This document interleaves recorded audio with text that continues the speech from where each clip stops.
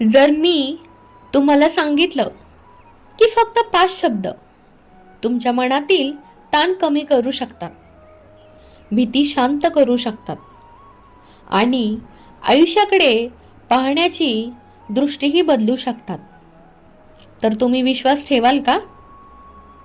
आपण हा मंत्र अनेकदा ऐकतो, मंदिरात, भजनात, महाशिवरात्रीला. पण कधी स्वतःला विचारलत का, ओम नमः शिवाय इतका शक्तिशाली का मानला जातो? आज आपण जाणून घेणार आहोत.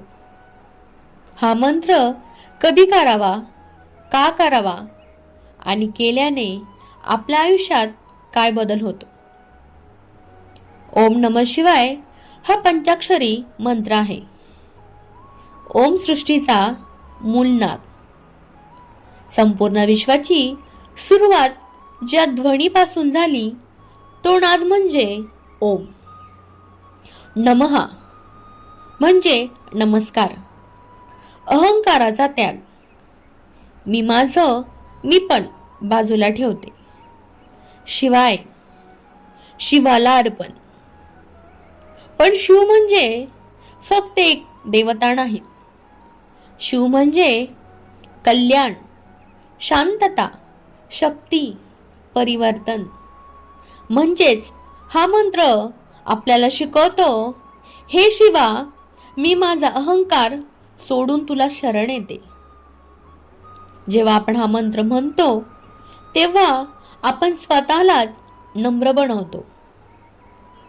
सगळ्यात उत्तम वेळ सकाळी ब्राह्ममुहूर्त, म्हणजे सूर्योदयापूर्वी. त्यावेळी वातावरण शांत असतं, मन स्वच्छ असतं आणि ऊर्जा सकारात्मक असते. पण जर सकाळी जमलं नाही तर काहीही हरकत नाही. संध्याकाळी सूर्यास्ताच्या वेळी करा, सोमवारी करा, महाशिवरात्रीलाही करू शकतो. पण एक लक्षात ठेवा, शिवाला वेळ महत्वाची नाही, भावना महत्वाची आहे. मनापासून म्हटलात तर कोणतीही वेळ योग्यच आहे. जेव्हा तुम्ही शांत बसून ओम नमः शिवाय म्हणता, सुरुवातीला फक्त शब्द ऐकू येतात, पण हळूहळू श्वास खोल व्हायला लागतो. हृदयाचे ठोके संतुलित होतात, मन शांत व्हायला लागतं, राग कमी होतो, ताण कमी होतो, भीतीही कमी होते. असं मानलं जातं की हा मंत्र आपल्या शरीरातील 5 तत्वांना संतुलित करतो. पृथ्वी, जल, अग्नी, वायू आणि आकाश. वैज्ञानिक दृष्ट्याही मंत्र जपामुळे मेंदूतील तणावाशी संबंधित भाग शांत होतात. म्हणूनच हा फक्त धार्मिक मंत्र नाही, हा मनाला स्थिर करणारा ध्वनी देखील आहे. एक व्यक्ती खूप अडचणीत होता. व्यवसायात नुकसान, घरात तणाव, मनात भीती. कोणीतरी त्याला सांगितलं की दररोज फक्त 5 मिनिटे ओम नमः शिवाय म्हणा. पहिल्या दिवशी काही जाणवलं नाही, दुसऱ्या दिवशीही नाही, पण काही दिवसांनी समस्या तशाच होत्या. पण त्याचं मन बदललं होतं, तो शांत झाला होता, तो आता घाबरत नव्हता. आणि जेव्हा मन शांत होतं तेव्हा योग्य निर्णय घेतले जातात. मंत्राने परिस्थिती बदलली नाही, मंत्राने त्याचं मन बदललं. आणि जेव्हा मन बदलतं तेव्हा आयुष्यही बदलतं. डोळे बंद करा, पाठीचा कणा सरळ ठेवा, श्वास हळू आणि खोल घ्या.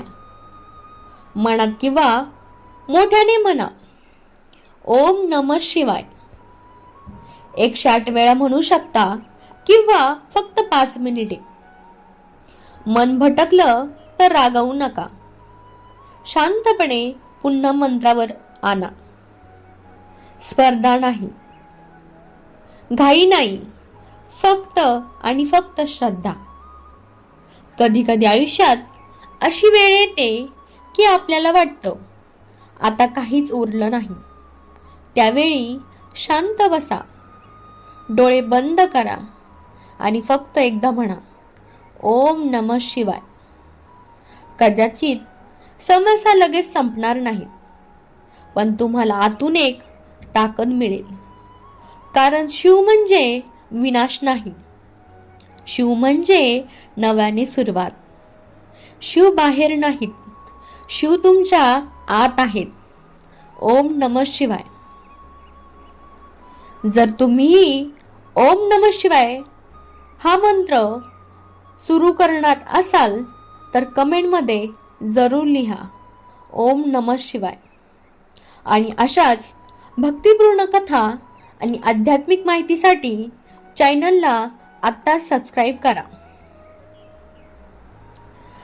खाली दिलेल्या लिंकवर क्लिक करा, ज्यामध्ये मी 11 माळा जपाचा एक पूर्ण व्हिडिओ अपलोड केला आहे. हर हर महादेव.